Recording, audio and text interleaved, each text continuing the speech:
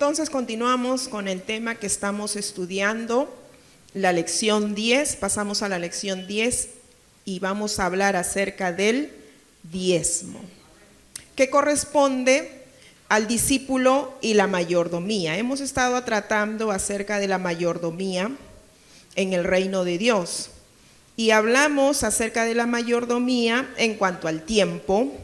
Hablamos de la mayordomía en cuanto a dones y talentos, y ahora pasamos a la mayordomía que correspondería a la economía, pero específicamente hablamos acerca del diezmo, que es un mandato de Dios y que es algo establecido en el reino de Dios. Amén. Para los que no han estado llevando, por favor, puede ir a las lecciones anteriores que ya se ha dado a través de la página, a través de la iglesia, ¿no? Que ya tenemos grabado todas las enseñanzas, para que pueda tener la secuencia y poder continuar lo que estamos tratando. Entonces hoy nos toca hablar del diezmo y vamos a leer en Génesis capítulo 28 y versículo 22, que se encuentra en nuestro libro, pero el que no tiene lo busca por favor en la Biblia. Génesis capítulo 28 versículo 22 dice así: y esta piedra que he puesto por señal será casa de Dios, y de todo lo que me dieres, el diezmo apartaré para ti. Lo dijo Jacob, lo dijo. Esto fue una experiencia que tuvo Jacob espiritual, ¿no? ¿Se acuerda usted cuando Jacob tuvo ese sueño y vio los cielos abiertos, los ángeles que descendían, que subían y bajaban? Y ahí Jacob se dio cuenta de la realidad de Dios, ¿no? Y ahí es donde él da esta declaración, ahí es donde él hace este acto, ¿no? Hace este acto y dice, y esta piedra que he puesto por señal será casa de Dios, y de todo lo que me dieres, el diezmo apartaré para ti. Ahora, esto es bien revelador, porque cuando Jacob hace este acto, dice, pone como señal a una piedra, pone por señal a una piedra. Y la piedra generalmente va a simbolizar o va a representar a Jesucristo. Jesucristo es la piedra angular. Jesucristo es la roca, el fundamento de la iglesia. Por eso es que este acto que hace Jacob es importante. Establecemos el fundamento en nuestra vida, que es Jesucristo. El fundamento es Jesucristo. Sin embargo, ese fundamento nos lleva al establecimiento en una casa. Diga, yo tengo que ser establecido en una casa. Y esa casa es la casa de Dios, obviamente, ¿no? Es la casa de Dios. Es una iglesia local donde Dios nos pone, nos establece. ¿Y por qué es importante esto, establecerse en una casa? ¿Por qué? Porque cuando Jacob dice, el diezmo apartaré para ti, ¿a dónde lo va a llevar? A la casa donde es establecido, o la casa de Dios, la iglesia, en nuestro caso hoy, la iglesia. Amén. Por eso es que esta parte de esta experiencia de Jacob es bien tremendo, revelador. El Espíritu Santo pueda alumbrar e iluminar más la vida de nosotros, la iglesia del Señor, para poder establecernos en el principio del diezmo, porque quiero decirles que el diezmo hoy es un tema bastante controversial. Hay muchos enemigos del diezmo, incluyendo ministros. ¿Qué decir, pues, no? De la gente que no es creyente, pero lo más terrible son ministros. Y bueno, hay toda una controversia ahí, pero nosotros vamos a establecer lo que la palabra de Dios nos enseña. Para mí, el diezmo nunca ha sido un problema, nunca. Desde los 18 años de edad, yo diezmo. Sin tener un trabajo, yo diezmo. Trabajando, imagínense, pues, mucho más, ¿no? Así que el diezmo para mí nunca ha sido un problema, pero sin embargo sí es un problema para mucha gente en esta generación. El libro de Éxodo, capítulo 35, vamos a ir por favor al libro de Éxodo, capítulo 35. y aquí nos habla un principio importante acerca del diezmo o de la ofrenda o del dar.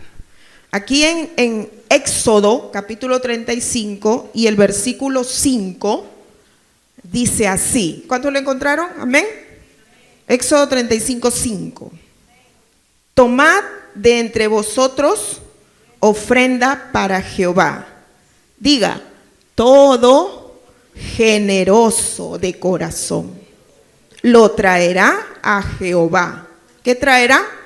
Oro, plata, bronce. Amén. Pero ¿cuál es el principio aquí? Diga, todo generoso de corazón.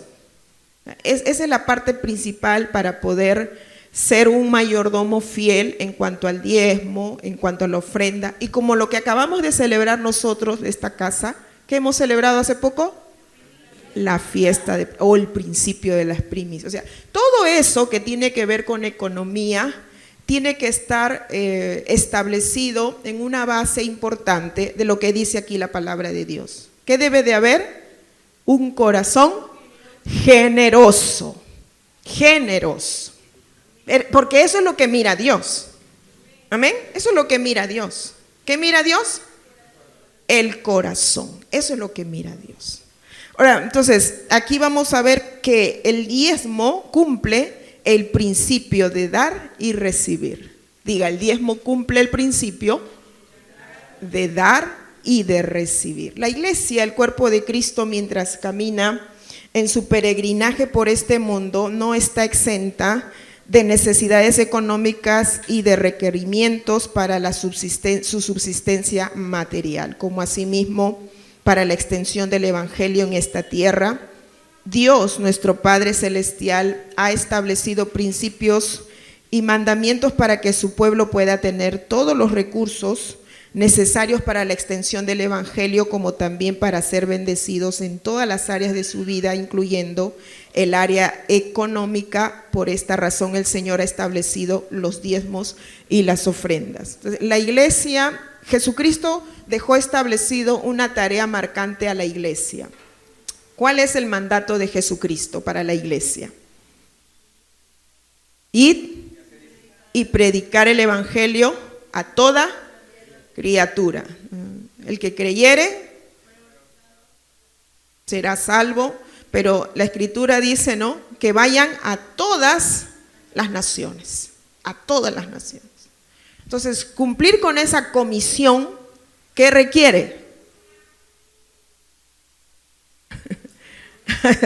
Sí, sacrificio, claro. Requiere economía. ¿Qué requiere? Finanzas. La obra de Dios, aunque su principio es espiritual, está aquí en la tierra, ¿no?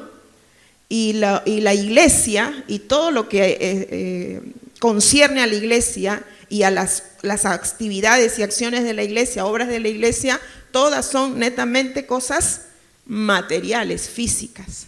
Y todas ellas requieren de finanzas, todas ellas. Por eso es que Dios establece un sistema económico en su iglesia, para su pueblo. O sea que pensar eso de que no, bueno, si la iglesia, ¿por qué la iglesia tiene que pedir diezmo, ofrenda y cuestiones económicas? ¿Por qué? Si son cosas del corazón, si son cosas espirituales. Es que Cristo puso demandas, tareas que cumplir. Y esas tareas que cumplir requieren, dile a tu hermano, requieren economía, requiere finanzas. Entonces, o sea, no es, o a menos, ¿no?, que Dios hubiera, bueno, van a ir a hacer todas las naciones y se van a ir volando, todos van a volar. Les voy a poner alas, todos van a volar. Y si necesitan comer, pues voy a mandar maná del cielo, ¿no? Y bueno, y toda una serie de cosas espirituales, ¿no? Aunque esas cosas sobrenaturales nosotros sabemos en la Escritura están, sin embargo, hoy aquí, ¿no? Aquí cada uno está sentado ahí, ¿dónde? ¿En una nube? ¿Estás sentado en una nube tú? No estás sentado. No estás sentado en una silla, ¿no? No estás sentado en una nube, ¿no? ¿Verdad? Entonces, todo esto de aquí que vemos, todos son cosas materiales y todas ellas vinieron porque los ángeles lo trajeron de allá arriba. Amén. Sí, yo era el ángel que traje eso. ¿Por qué? Porque yo di ofrenda, porque yo di mi primicia, y por eso es que todas estas cosas están aquí. Hay un sistema económico que Dios estableció. Por eso Malaquías 3, 10 y 11, que es el texto que creo que todos lo sabemos, ¿verdad? Como dice la Escritura, traed todos los diezmos al alfolí. Mire esa frase, ¿no? Y dice, vuelta, y hay en mí. Mayormente todo lo que tiene que ver con el dar está relacionado a la casa. Cuando leímos lo que Jacob declaró, él dijo así, pondré por señal la piedra y será casa de Dios. ¿Ve? Está hablando de casa. Y yo apartaré el diezmo para el Señor. Y aquí en el libro de Malaquías, que también nos habla, traer los diezmos, dice, y hay alimento en mi casa. Probadme ahora, dice Jehová de los ejércitos, si no abriré la ventana del cielo, derramaré bendición hasta que sobreabunde, reprenderé también por vosotros al devorador, y no os destruirá el fruto de la tierra, ni vuestra vid en el campo será estéril, dice Jehová de los ejércitos. Todo esto es una promesa dada por Dios de su bendición, pero la demanda o la orden del Señor es que llevemos los diezmos al alfolí para que haya alimento en su casa. Creyente, al ser participante de esta demanda, cumple con el principio fundamental de la prosperidad, que es dar para recibir. Esto es un principio eterno, es un principio para todas las áreas de la vida, no solamente para la economía, pero aquí lo dice específicamente para la parte económica. Pero el principio de dar y recibir es para todo. Si usted quiere tener amigos, ¿qué tiene que hacer? Ser amigo. Primero usted tiene que ser para que luego reciba. Si usted, ¿qué más? Usted quiere que lo respeten, usted tiene que respetar primero. ¿Amén? Si usted quiere que lo amen, usted tiene que amar. O sea, el principio siempre va a que yo primero tengo que dar. Eso es así es el sistema en el reino de Dios. En el reino de las tinieblas, ¿cómo es? Yo quiero pues, pero en el reino es así. Yo tengo que dar para recibir. Amén. Y es lo mismo, pues, ¿no? De lo que también es la siembra y la cosecha. ¿Puedes cosechar sin haber sembrado? De ninguna manera, pues. Tienes que primero sembrar. Lucas 6:38 lo dice, ¿no? Ese es un principio que todos lo hemos leído. Más bienaventurado es dar que recibir. Es muy importante saber que en las Escrituras, cuando se habla de ofrenda, también se refiere o incluye el diezmo, pues el diezmar, según la Escritura, es una forma de ofrendar. Esto el apóstol nos lo refiere con varios pasajes de la Escritura, como Números 18:24, para los que no tienen el libro, Números 18:24, y ahí nos revela cómo también el diezmo es sinónimo de ofrenda. Porque a los levitas he dado por heredad los diezmos de los hijos de Israel, que ofrecerán a Jehová en ofrenda. Mira lo que dice la Escritura. Porque a los levitas he dado por heredad los diezmos de los hijos de Israel, que ofrecerán a Jehová en ofrenda. O sea, el diezmo también es tipo de ofrenda. Por lo cual les he dicho, entre los hijos de Israel no poseerán heredad. ¿Por qué a los levitas se le daba los diezmos? ¿Por qué le daban? Porque a ellos no se les había dado ¿qué?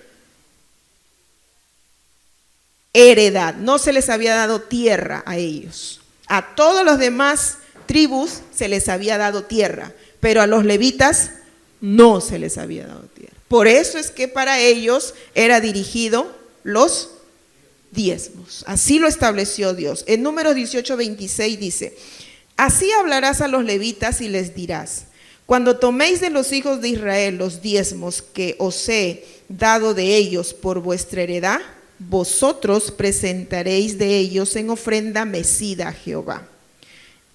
El diezmo de los diezmos. Otra vez repite lo mismo.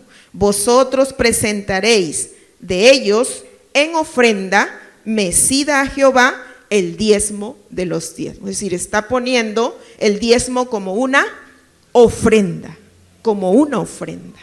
Entonces, diga, los diezmos también son ofrenda.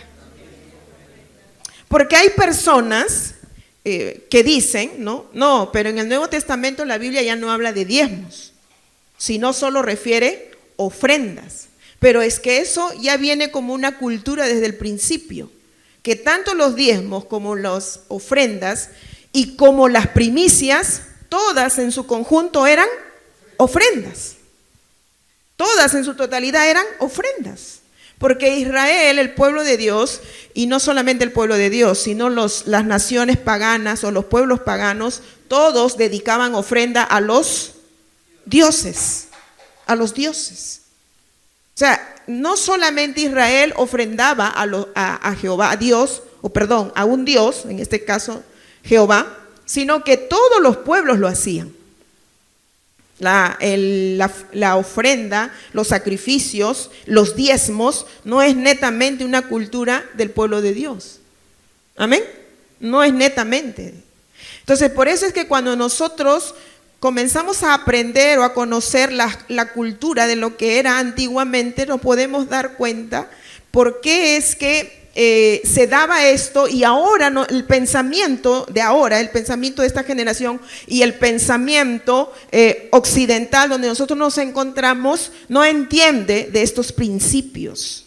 Por ejemplo, cuando Dios le manda a Abraham a ofrecer a su hijo, pregunto, ¿los sacrificios de niños no había ya en las culturas paganas? Claro, porque era una cultura. Y porque acostumbraban a ofrendar a los dioses, incluyendo a sus propios hijos. Usted lo puede ver en películas, ¿no? Usted lo puede ver. Entonces, cuando Dios le está diciendo a Abraham, dame a tu hijo, ofréndame a tu hijo, no era como algo novedoso, ¿no? Porque las culturas hacían eso. Las culturas hacían eso. Pero las culturas paganas, ¿a quién lo hacían? Pues, ¿no? A los demonios, Y entonces por eso es que a Abraham en alguna manera, aunque por supuesto nunca va a ser algo, pues, aunque sea parte de la cultura, tampoco algo así va a ser algo de hacer de ninguna manera. Pero Dios estaba, ¿qué? Probando el corazón de Abraham, solamente. Entonces, este principio fue practicado por primera vez en la Escritura, también cuando Caín y Abel trajeron la ofrenda a Dios. Ya hemos leído nosotros bastante ahora en la primicia cómo Caín y Abel ofrendaron a Dios. En este caso, Abel, ¿qué dio a Dios? ¿Qué dio a Dios Abel? Lo primero y lo mejor. Abel dio primicias y eso agradó a Dios en gran manera. ¿Quién les enseñó a ofrendar a Caín y Abel? La Biblia no lo menciona, pero teniendo en cuenta la historia de las culturas antiguas, cuyas costumbres y tradiciones venían por transmisión oral y enseñanza de sus ancestros, podemos deducir que esta práctica de ofrendar les fue enseñada por sus padres, por Adán y Eva. A través de la práctica de ofrendar, ellos reconocían que Dios era el dueño de todo lo que les daba. Primera de Crónicas 29:11. Busque por favor, Primera de Crónicas 29:11 y el 14.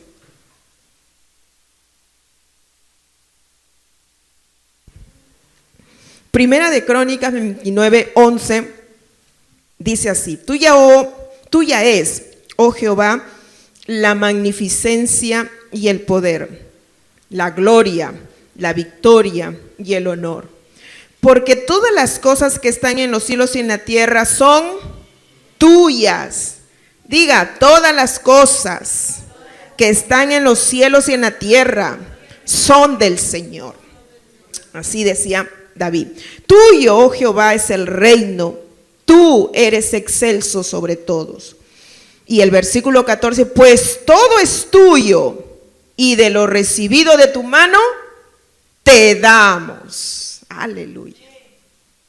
Nadie se alegra con eso. Aleluya. ¿Qué dice David? Dice, declara, reconoce, está consciente, está convencido, él está entendido, todo le pertenece a Dios.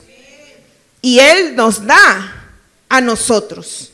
Por eso dice, de lo recibido de tu mano. ¿De quién recibes tú las cosas? ¿Crees eso? Cuando cobras tu sueldo, ¿crees? Dios me ha bendecido. ¿Crees así tú? ¿Amén?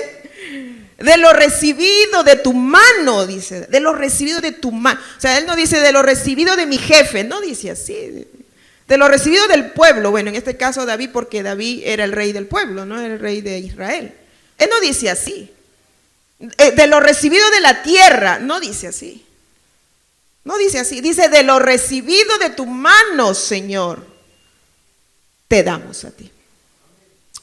Eso es de realmente una persona que está totalmente convencida de que a Dios le pertenece todo.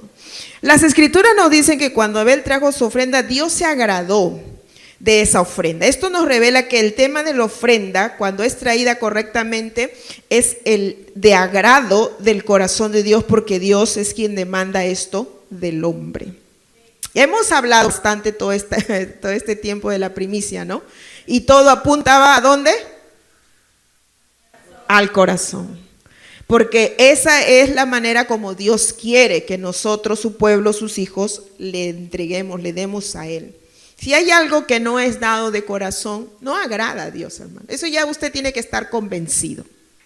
De eso tiene que ya estar claro, bien claro. Si hay algo que yo voy a dar con protesta, con queja, con qué sé yo, ¿no? Cuántas cosas en mi corazón, en mis pensamientos, en mis ideas. Dios es el primero que me ha mirado. Dios es el primero que me ha oído. Dios es el primero que ha mirado mi corazón, ha leído mis pensamientos. Él es el primero. Y yo cuando vengo a dar a la casa del Señor, se supone que vengo a darla a Él, pero Él ya me vio de antemano. Él ya me vio desde hace rato. Y entonces no tiene ningún sentido todo el acto que yo pueda hacer, ¿no? En la iglesia o en la casa del Señor cuando Él ya me ha mirado. Pero qué lindo que el Señor haya mirado que mi corazón estaba alegre por venir a darle a Él. ¿Cuántos han dado con alegría su primicia? Sonríe, hermano. Dios, hermano, yo he dado con alegría. Yo con alegría doy al Señor. Como dice el apóstol Pablo, porque Dios ama al dador alegre. Al dador alegre. Aleluya. Entonces, podemos concluir entonces que tanto el diezmo como la ofrenda tienen el mismo principio y origen que proviene de Dios, practicado desde los inicios de la humanidad, desde los hijos de Adán. Esta práctica tuvo tal influencia en las posteriores generaciones que los historiadores mencionan que en casi todas las culturas antiguas, paganas, daban ofrendas y diezmos a los dioses como un símbolo de entregar todas sus deidades. Si las culturas paganas, bajo el engaño de Satanás, practicaron este tributo, ¿cuánto más los que creemos en el Dios vivo y verdadero debemos ofrendar y diezmar como una expresión de nuestra gratitud y adoración al Dios vivo y verdadero? Amén. ¿Cuánto más nosotros vamos a dar a Dios como una expresión de adoración? Lo que doy es una expresión de adoración. Entonces, esto cumple con el principio de dar y de recibir. Pero cuando, por ejemplo, en las culturas paganas, cuando iban a una guerra y querían ganar una batalla, ellos hacían sacrificios humanos. Y cuando ellos hacían eso, ellos estaban seguros que los dioses les iban a dar la victoria.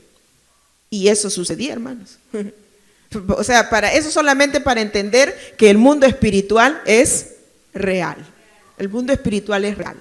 Y que hay efectos verdaderos tanto en las tinieblas como en el reino de Dios. Hay efectos. Por eso es que cuando Dios demanda y dice, trae los diezmos, y Él dice, yo te voy a bendecir, yo voy a bendecir tu tierra. O sea, eso es algo real. Y las tinieblas copian eso que Dios dice o eso que Dios ha diseñado. O sea, los demonios también hacen esas cosas. El diablo hace eso. Pero todo eso es una copia de lo que el reino de Dios en su esencia es. Bien, ahora el punto 2. ¿Cuál es la forma correcta de dar? Como dijimos, ¿qué mira Dios? El corazón. ¿Qué le agradó a Dios? ¿A quién fue de agrado a Dios? ¿Caín o Abel? Abel fue de agrado para Dios porque dio. Ya, pero ¿cómo fue porque dio lo primero y lo mejor. Y la Biblia lo describe claramente, ¿no? Miró Jehová con agrado a Abel y a su ofrenda. Y dice también que no miró con agrado a Caín y a la ofrenda suya. ¿Cuántos creen que Dios ha mirado su primicia con agrado? Amén. Dios miró tu primicia y lo miró con agrado, pero es Dios quien lo ha mirado. Aleluya. Es muy revelador notar que Dios miró primero el corazón y la forma de dar de estos personajes. Cuando nosotros damos a Dios, Él mira primero nuestra persona y la actitud de nuestro corazón, y en segundo lugar mira lo que también nosotros damos. Ambos se relacionan, ¿no? Yo y mi ofrenda y yo nos estamos entrelazados. Porque mi ofrenda salió de mí. La ofrenda salió de mí. Por eso es que la ofrenda me representa a mí también. Amén. Amén. Igual es en todo, hermano. O sea, cuando tú das, no quiero ahorita dirigirme al Señor, ¿no? Sino a cualquiera en otra forma. De repente a tus padres, por ejemplo, ¿no? Cuando das a tus padres, ¿qué tú estás dando? De ti. Le honras a tus padres de ti. O sea, sale de ti. Te representa a ti. Entonces, cuando tú eres mezquino, ¿no? Duro, tacaño, no, esto no más, ¿para qué más? No. Hay padres, por ejemplo, que no tienen necesidad de repente que los hijos le den. No, pero mi papá, mi mamá no necesitan, y ellos tienen. Y entonces te vuelves duro para dar. Eso revela tu corazón. Y a un papá, a una mamá o a cualquier otra persona que necesita un grado de estima o que ve un grado de estima, un grado de honra, revela siempre el corazón. Siempre revela el corazón. La forma en cómo nosotros nos expresamos o nos damos a ese alguien. Fuera un papá, fuera una mamá, fuera una autoridad, fuera de repente alguien que tú estimas, ¿no? Alguien que tú estimas, un abuelo, una abuela, qué sé yo, ¿no? Y la forma en cómo tú le das, cómo tú le entregas, cómo tú lo haces. Todo eso revela tu corazón, revela tu corazón. Y como Jesucristo nos enseñó a través de la viuda pobre, hay personas que dicen, no, pero yo no tengo, ¿no? Yo no tengo mucho, pero ese que tú tienes, al nivel que tú tienes o a la condición o tu capacidad económica que tú tienes, se nota claramente cuando una persona de esa capacidad mínima de repente que pueda tener, se nota su corazón de querer dar lo mejor. ¿Sí o no? ¿Cuántos han notado eso en las personas? Alguien que a usted le ha reconocido o le ha dado, ¿no? O ha hecho algo por usted, ¿no? Puede ser su hijo, su hija. Usted ha notado cómo realmente lo ha hecho y ha revelado su corazón.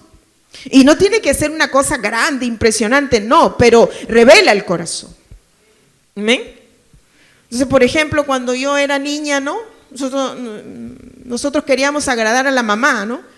Y queríamos darle lo mejor que pudiéramos, pero nosotros no trabajábamos, no teníamos plata, no teníamos cosas. ¿Y qué hacíamos? Nos íbamos tempranito, ¿no? A los jardines a cortar las rosas de ahí, de algún jardín, las flores bonitas, ¿no? Le dejamos sin flores al jardín, pero nuestro sentir era, no, para darle a la mamá. ¿Y qué más hacíamos, no? Los centavitos que teníamos, todos los juntábamos.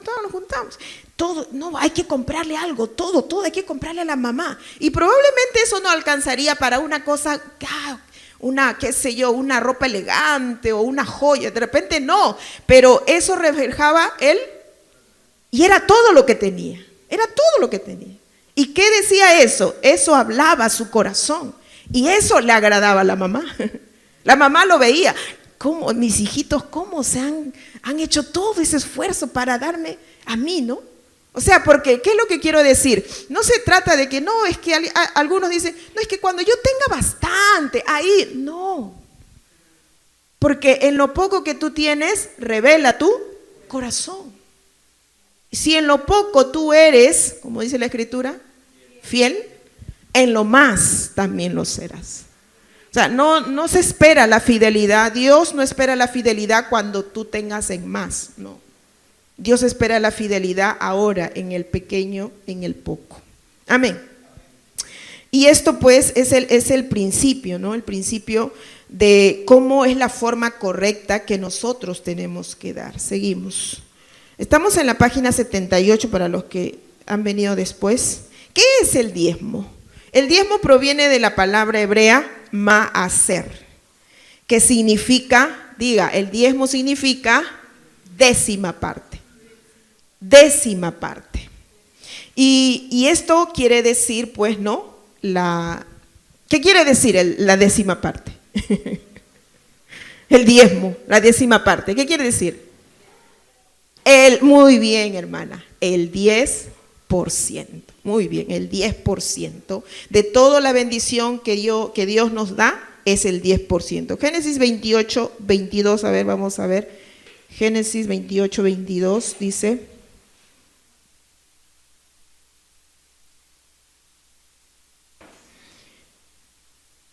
bueno, es el mismo texto que leímos al principio. Y esta piedra que he puesto por señal será casa de Dios, y de todo lo que el diezmo apartaré para ti. No habla específicamente del 10%, pero ahí dice diezmo, décima parte, 10%. Entonces, en esto es fácil, ¿no? Yo creo que todos sabemos matemática del 10%, ¿no? Si yo tengo que separar diezmo de 10 soles, el 10%, un sol. No hay problema con eso. Si tengo que separar el diezmo de 100, si tengo que separar el diezmo de 1000, ahí ya un poquito le duele a la gente, ¿no? Si tengo que separar el diezmo de 10,000, ahí ya la gente se está desmayando y ya yendo al alfolí. Si tengo que separar el diezmo de 100,000, si tengo que separar el diezmo de 1,000,000, 100,000 soles. Y así sucesivamente. El que nunca diezmó un sol de 10 soles, nunca diezmará 100,000 soles. Es un principio, es un principio. Entonces, las personas se desmayan cuando tienen que, por ejemplo, diezmar. Recibieron su AFP, recibieron, ¿cuánto salió? 18,000 soles, no sé cuánto salió de la AFP que se queda, ¿no? Uy, el diezmo de 18, ¿cuánto es? 1,000, son mucha plata, dice. No, ¿cómo va a dar tanto eso? ¿No? ¿Cómo la gente, no? Ahí se revela el corazón se revela. ¿Hay alguien que tiene problema con dar así?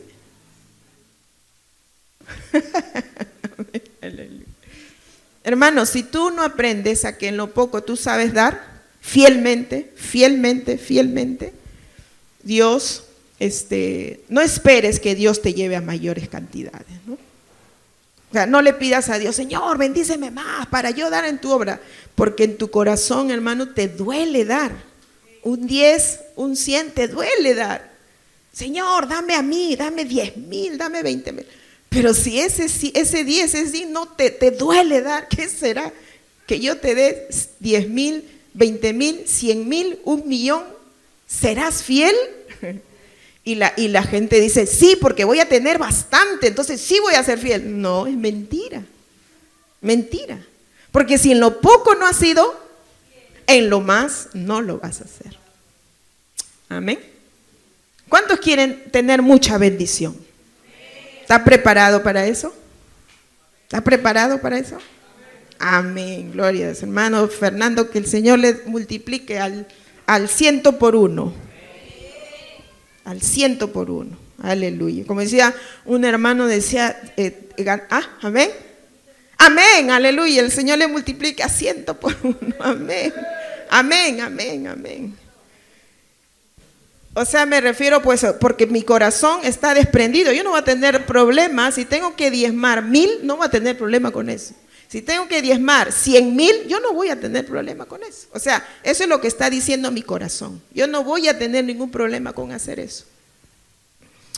Entonces un hermano estaba ganando 500 y le decía, Señor, dame otro trabajo que gane más. Y el Señor le dio otro trabajo que gane más. Y comenzó a ganar 10 veces más. Y ahora le decía, pastor, no puedo dar mi diezmo, me duele dar. Pastor, ore por mí, ¿cómo no puedo? Yo quiero dar solamente una parte, nada más. Le dice al pastor, es sincero. ¿Qué hago? Mira, yo voy a orar por ti, le voy a decir al Señor que te vuelva al principio, porque al principio eras fiel. ¿Te gusta eso? No quiero. Quiero quedarme donde estoy. Entonces sé fiel, pues hermano, porque en el principio con 500 era fiel. Y con 10 veces más, ahora le dolía a Dios. Aleluya. Bien. Bueno, eso es más que todo es lo que es el diezmo, es la 10ª parte. Y la 10ª parte, cuando el corazón que lo da, ¿no? De corazón, con alegría, con amor al Señor, está diciendo, Dios es dueño de todo cuanto yo tengo, de todo cuanto Dios me ha dado. El punto número 4 es, ¿dónde se origina el diezmo? ¿Dónde? Génesis 14:20, es decir, aquí se refiere exclusivamente, ¿dónde exclusivamente la Biblia habla del diezmo? Explícitamente, ¿no? Génesis 14:20, dice ahí, y bendito sea el Dios Altísimo, que entregó tus enemigos en tu mano, y le dio a Abraham los diezmos de todo. Aquí recién la Biblia dice claramente la palabra diezmos, en esta parte con Abraham. Y eso es importante porque los enemigos del diezmo, que hablan en contra del diezmo, hablan de que el diezmo fue dado en la ley. Y que como nosotros ya no estamos en la ley, el diezmo ya no se rige ahora, ya no, porque no estamos en la ley. Pero Abraham tampoco estaba en la ley. Abraham no estaba en la ley. Y por eso es que este texto es importante, porque no existía. ¿La ley cuándo existe? A través de Moisés. Y aquí no existía Moisés. Entonces este es uno de los pasajes, ¿no? que nos revela. Esto fue 400 años antes que se estableciera el mandato como mandato en la ley. Abraham lo recibió no solo como un principio practicado de generaciones en generaciones desde los primeros hijos de Adán, sino también por una inspiración divina, pues Abraham oía la voz de Dios. Al respecto, el Señor dijo lo siguiente en Génesis capítulo 18, versículo 17 al 19 vamos a leer. Habíamos estado diciendo de que era parte de la cultura, no solamente de Israel, no solamente del pueblo escogido por Dios, no solamente de Abraham, era parte de la cultura el dar diezmos a los dioses. Por eso es que Abraham dio los diezmos. Aquí en este episodio que nos habla la Escritura, dio los diezmos al sacerdote. Génesis 18:17 dice así, y Jehová dijo, ¿qué dijo? Lea conmigo por favor. ¿Encubriré yo a Abraham lo que voy a hacer? Habiendo de ser Abraham una nación grande y fuerte, y habiendo de ser benditas en él todas las naciones de la tierra, porque yo sé que mandará a sus hijos y a su casa después de sí, que guarden el camino de Jehová, haciendo justicia y juicio, para que haga venir Jehová sobre Abraham lo que ha hablado acerca de él. Contextualmente, aquí no es que Dios esté hablando acerca del diezmo a Abraham, por si acaso. Aquí cuando está hablando, encubriré yo a Abraham lo que voy a hacer, está hablando del juicio que va a venir sobre Sodoma y Gomorra. Está hablando de eso, pero El texto, ¿qué nos revela? Nos revela que Dios habla con Abraham y le revela muchas cosas. O sea, hay una relación de Abraham con Dios y Dios con Abraham. Eso es lo que quiere explicar el texto aquí. Es decir, Abraham oía la voz de Dios. Y lo que sí es marcante aquí es lo que Dios dice acerca de Abraham en cuanto a sus hijos o en cuanto a sus generaciones. Dice, porque yo sé que Abraham mandará a sus hijos y a su casa que guarden, ¿qué cosa? Que guarden el camino de Jehová, haciendo justicia y juicio. Amén. Y nosotros vemos que, por ejemplo, Isaac era un hombre de altar a Jehová. ¿De quién aprendió? De Abraham. Y Jacob, porque dice, esta es casa de Dios, puerto de... Uy, no sabía que Dios estaba aquí. Pongo por señal esta piedra y esta es la casa de Dios y yo apartaré los diezmos. ¿Por qué dice eso Jacob? Pues por su padre y por su abuelo. Entonces, por eso es que aquí vemos en este pasaje que Dios declara, yo sé que Abraham va a llevar a sus hijos en los caminos de justicia y de verdad. Amén. Entonces eso es lo que quiere revelar más que todo la Escritura, y por eso es que parte de eso es el dar al Señor, en este caso el diezmo, que Abraham también fue un hombre, el primero, ¿no? Se podría decir en la Biblia descrito como el que dio diezmos al Señor. En Génesis 28:20 ahí vemos como su nieto, ¿no? Jacob, dice así, en Génesis 28:20 dice, e hizo Jacob voto diciendo, ¿qué dijo? Si fuere Dios conmigo y me guardare en este viaje en que voy, y me diere pan para comer y vestido para vestir, y si volviere en paz a casa de mi padre, Jehová será mi Dios. Y esta piedra que he puesto por señal será casa de Dios, y de todo lo que me dieres, el diezmo apartaré para ti. Entonces, Jacob no realmente conocía al Dios de Abraham. No lo conocía.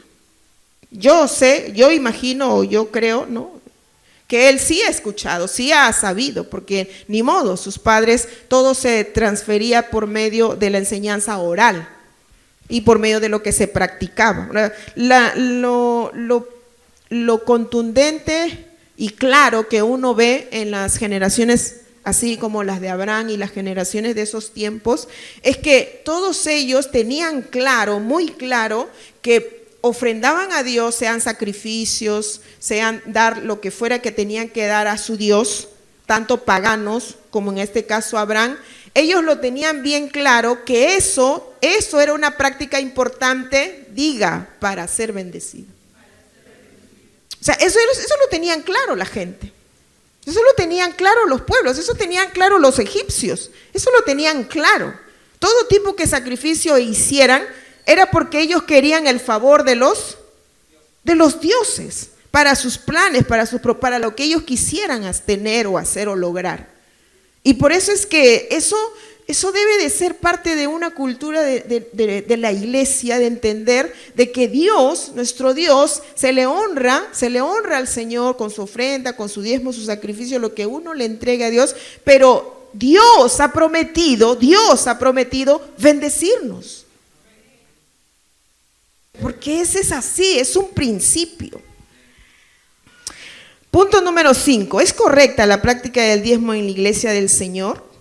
Claro que sí. Hoy en día han surgido muchos enemigos del principio del dar en relación al diezmo. Su argumento es que en el Nuevo Testamento no hay ningún pasaje que indique que la iglesia primitiva diezmaba, por lo tanto los creyentes no deben diezmar. ¿Será esto cierto? Veamos lo que dice la Escritura al respecto. Primero, la vigencia del diezmo en el Nuevo Testamento no es un tema de una opinión de un líder o de alguna denominación religiosa. Este tema fue indicado por el mismo Señor Jesucristo, quien es el dueño y Señor de la iglesia. Y al respecto, Él dice lo siguiente tocante al diezmo. Mateo 23:23. Mateo 23:23. ¿Estamos? Ay de vosotros, escribas y fariseos hipócritas. ¿Por qué diezmáis? Porque diezmáis la menta y el eneldo y el comino y dejáis lo más importante de la ley, la justicia, la misericordia. Esto era necesario hacer sin dejar de hacer aquello. Quiero leer yo en la Nueva Traducción Viviente como lo dice. Mateo 23:23 dice: ¿qué aflicción les espera, maestros de la ley religiosa y fariseos, hipócritas? Pues se cuidan de dar el diezmo sobre el más mínimo ingreso de sus jardines de hierbas, pero pasan por alto los aspectos más importantes de la ley, la justicia, la misericordia y la fe. Es cierto que deben diezmar, diga, es cierto que deben diezmar, sin descuidar las cosas más importantes. ¿Qué eran las cosas más importantes que decía Jesús? La justicia, la misericordia y la fe. Diga, estas cosas son de la ley. Cuando los enemigos del diezmo dicen, ¿no? El diezmo es de la ley. Ahora no debemos de diezmar porque ya no estamos en la ley. Ahora, aquí dice la Biblia, las cosas más importantes de la ley, la justicia, la misericordia y la fe, era de la ley. ¿Ahora ya no debemos hacer eso? Permanece. ¿Por qué? Porque son principios eternos. Eternos. No es para una temporada así y para otra ya no, ya ahora ya no, ya. No. Y lo dice claro el Señor Jesús, ¿no? Esa parte es bien importante marcarlo, ¿no? Porque dice: y dejáis lo más importante de la ley. Para aquellos que todo lo refieren, no, la ley, sí, la ley decía, pero ahora ya no estamos en la ley. Pero la justicia, la misericordia y la fe, él es de la ley también. Y tenemos que seguir siendo justos, misericordiosos, ¿sí? Y de fe. Asimismo, el diezmo es un principio eterno, para siempre. Amén. Que se caiga esa mentira del diablo, ¿no? Que se caiga esa mentira del diablo. Despierta a tu hermano, despiértate hermano, porque aquí la verdad te va a hacer libre. La verdad te va a liberar porque no quieres diezmar.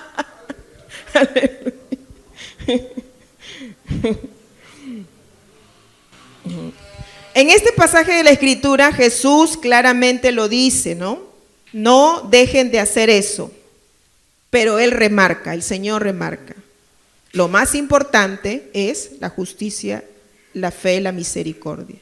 Pero no deben dejar de hacer eso. No deben dejar. Amén. Gloria a Dios. Eso lo dijo el Señor Jesús. Segundo, el diezmo también es mencionado en el libro de los Hebreos. Hebreos capítulo 7, versículo 1 al 2. Hebreos 7, del 1 al 2.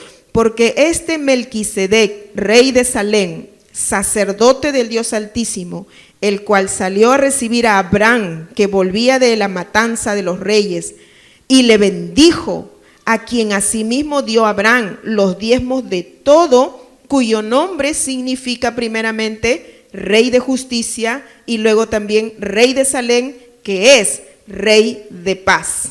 ¿A quién le dio Abraham los diezmos de todo? ¿Y quién era Melquisedec?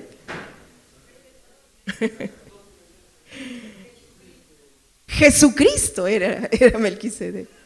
Mira cómo lo dice la Escritura, dice, rey de justicia, ¿qué más? Rey de Salem, ¿qué más? Rey de paz. ¿Quién es él? Jesucristo. ¿A quién le dio Abraham los diezmos? A Jesucristo. Por eso es que el diezmo no es de la ley, no es de la ley. Y por eso es que permanece. La iglesia, ¿a quién le da su diezmo ahora? A Jesucristo, pues hermano, ¿quién está en la iglesia? Jesucristo. Él es el Señor. Por supuesto, a través de los ministerios, los ministros, pero es a Jesucristo a quien damos nuestro diezmo. Porque si usted está pensando que le está dando a un hombre, a una mujer el diezmo, hermano, no vas a ser bendecido, pues hermano. No vas a ser bendecido. Tú tienes que tener claro, yo le doy mi diezmo al Señor. Él es el quien te bendice tu trabajo, lo que tú hagas. Él es el que abre las puertas. Vemos aquí que el diezmo no nació con la ley en la que se daba a un ministerio que iba a perecer, es decir, el ministerio de la ley. Sin embargo, el diezmo nace mucho antes y fue puesto en práctica en forma específica por el padre de la fe Abraham, el cual entregó sus diezmos a un ministerio superior, eterno, bajo el sacerdocio de Melquisedec, que es figura de Cristo aquí. Así que la iglesia hoy, al dar su diezmo, lo hace a un ministerio mayor que el de la ley, según el orden de Melquisedec, el cual es Jesucristo. Aleluya. Wow. ¿Terminamos o no terminamos? Tercero. Despiértate tú que duermes y levántate, aleluya, en el nombre de Jesús. Pablo también habla del diezmo cuando exhorta a la iglesia gentil, le dice específicamente, Primera de Corintios capítulo 9, versículo 4.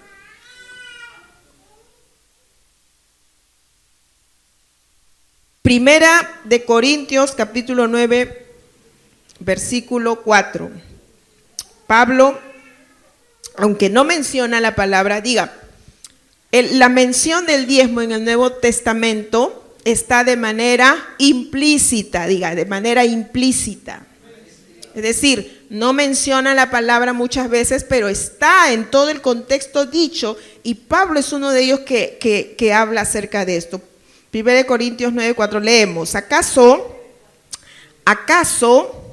no tenemos derecho de comer y beber? ¿No tenemos derecho de traer con nosotros una hermana por mujer como también los otros apóstoles y los hermanos del Señor y Cefas? ¿O solo yo y Bernabé no tenemos derecho de no trabajar? Miren lo que está diciendo Pablo. Está defendiendo Pablo, se está defendiendo su ministerio. Pablo está defendiendo su ministerio. ¿Acaso no tenemos derecho, dice, nosotros? Porque el apóstol Pedro tenía su esposa, ¿no? Pedro tenía su, y él decía, ¿acaso nosotros también no tenemos derecho de tener una hermana por esposa? Claro que lo tenemos. Pero en ese caso, bueno, Pablo él había determinado no tener, pero si quería lo podía tener. Asimismo, ¿acaso nosotros no tenemos derecho de comer y beber? Versículo 6, versículo 7. Versículo 7. ¿Quién fue jamás soldado a sus propias expensas? ¿Quién planta viña y no come su fruto? ¿O quién apacienta el rebaño y no toma de la leche del rebaño? Digo esto solo como hombre. ¿No dice esto también la ley? Refiere la ley, miren. Pablo refiere así. ¿No dice esto también la ley? Está haciendo Pablo una comparación. ¿Acaso hay soldado a sus propias expensas? Es decir, su servicio que él hace, ¿no va a recibir nada por su servicio, el soldado? De ninguna manera, claro que va a recibir. El que planta viña, ¿no va a comer del fruto? El que cría ovejas, ¿no va a tomar la leche o comerla a la oveja? Claro que sí. O sea, Pablo está hablando acerca de su ministerio y está haciendo esta comparación. ¿Para qué? ¿A qué iglesia está hablando? ¿A qué iglesia está hablando? A la iglesia de Corinto le está hablando. ¿Por qué le está hablando a la iglesia de Corinto? Porque la iglesia de Corinto está siendo dura para dar. No está reconociendo el ministerio de Pablo. Y sigue diciendo, ¿no? Capítulo 9, versículo 13. ¿No sabéis que los que trabajan en las cosas sagradas,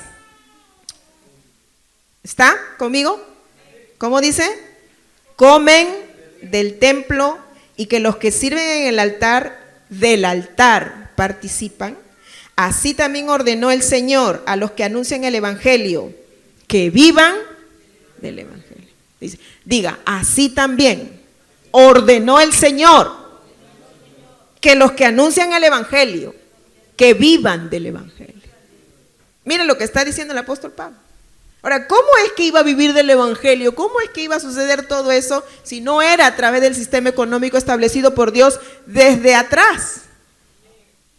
Porque aunque en el tiempo de la ley, el tiempo de Moisés, Dios estableció sacerdotes, levitas, el sumo sacerdote. Ahora, eso ya no está ahora. Pero el que no esté en los levitas o sacerdotes, el sumo sacerdote, ¿no hay nadie que sirve en la obra de Dios? Claro que sí, solo que ahora ya no son sacerdotes y levitas. ¿Ahora qué son?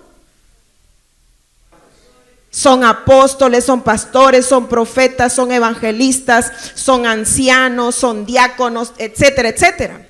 Tienen otro nombre, pero siguen funcionando en la obra de Dios. O sea, solamente cambiaron nada más la forma. Por eso es que el sistema económico sigue prevaleciendo. ¿Por qué? Porque sigue habiendo gente funcionando para la obra de Dios. Solo que de distinta manera. Por eso Pablo está haciendo este reclamo, esta protesta a la iglesia de Corinto y bueno, y en general, ¿no? Qué bueno que se quedó registrado, ¿no? Para esta generación también. Y el apóstol Pablo dice claramente, no dice esto también la ley, y eso es importante, ¿por qué? Para aquellos enemigos que dicen, no, la ley. Entonces, ¿qué dice la ley? Números 18:21. ¿Qué dice la ley? Números 18:21. Y he aquí, yo he dado a los hijos de Leví todos los diezmos en Israel por heredad, por su ministerio, por cuanto ellos sirven en el ministerio del tabernáculo de reunión. ¿Ve? Es la casa del Señor. Eso es lo que estaba diciendo. Entonces, eso decía la ley. Y Pablo está recalcando aquí, ¿no dice esto la ley?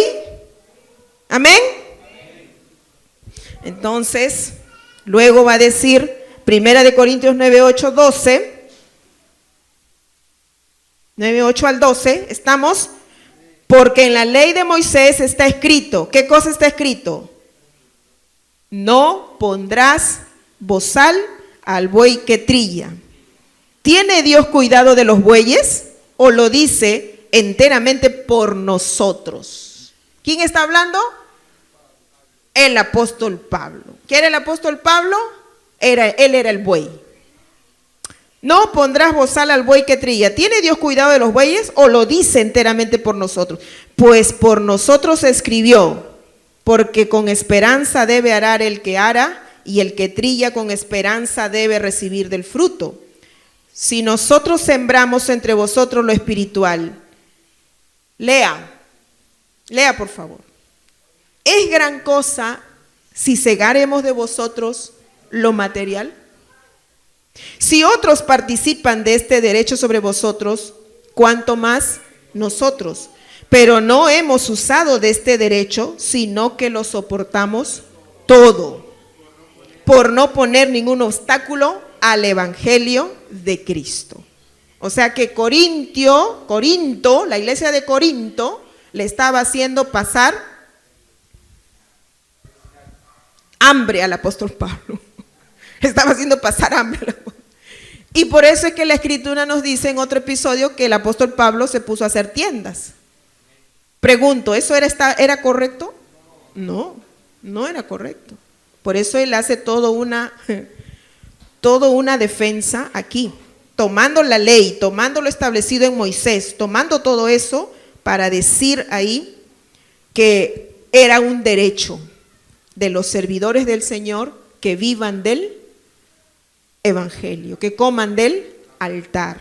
Eso era así estaba establecido. O sea, eso no es algo, no es nuevo, ni tampoco no es un secreto, no lo es.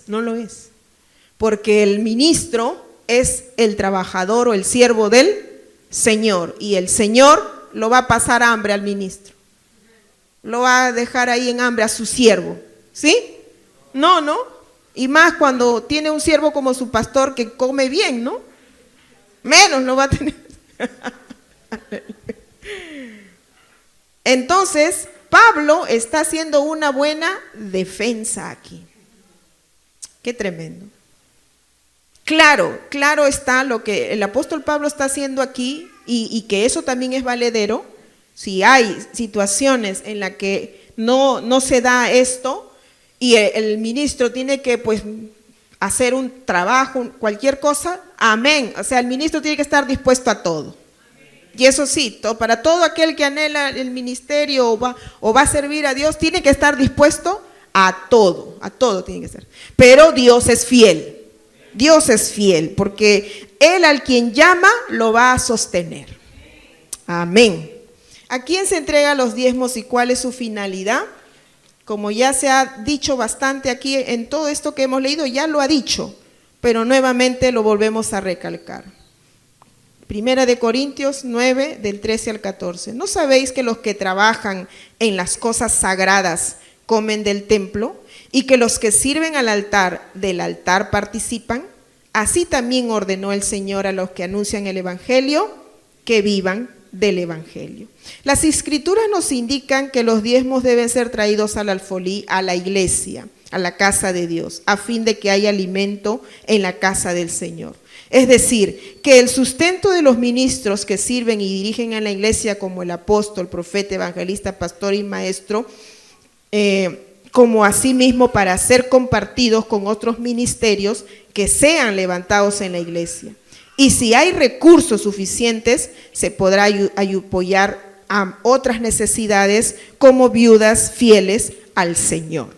Y para cualquier necesidad, por ejemplo, usted sabe que las iglesias de Brasil son unas iglesias que atraviesan, las iglesias más pequeñas en Brasil son de 5,000 miembros. Y las iglesias grandes son de 100,000, 200,000 gentes. ¿Usted se imagina el mover económico que hay ahí? Por eso es que cuanto la iglesia trasciende más, tiene mayor impacto en la sociedad. ¿Por qué? Porque por su economía o por su finanza puede lograr un alcance fuerte en la misma sociedad. ¿Me está entendiendo? Usted ha visto, por ejemplo, el ministerio del pastor Dante Gebel, que llevan provisión en cantidad a diferentes partes del mundo, a diferentes partes del mundo, países. ¿Por qué tiene esa capacidad? Por el movimiento económico que hay en la iglesia. Y yo le pregunto, ¿eso está bien? Claro que está bien. ¿Pero qué quiere decir? Que es necesario el mover económico. Ahora, uno empieza, claro, por poco y Dios va llevando hacia más. Amén. Si uno es fiel en lo poco, Dios lo va a llevar. Y que la ICB pueda llegar a una ayuda de misericordia en nuestra comunidad. Amén. Eso es uno de los propósitos de la iglesia. La iglesia tiene que apuntar a eso, pero tiene que empezar por algo siempre. Amén. Entonces, este es el tema acerca del principio del diezmo, hermanos, y Dios ha prometido bendecir a los que lo cumplen. El Señor ha prometido bendición. ¿Cuántos quieren ser bendecidos? Sea fiel entonces en lo que usted le da al Señor. Póngase de pie, vamos a orar. Vamos a darle gracias al Señor. Gracias, Padre. Le agradecemos a todos los hermanos del Facebook que haya sido de bendición este tema. Sea un fiel diezmador. Shalom.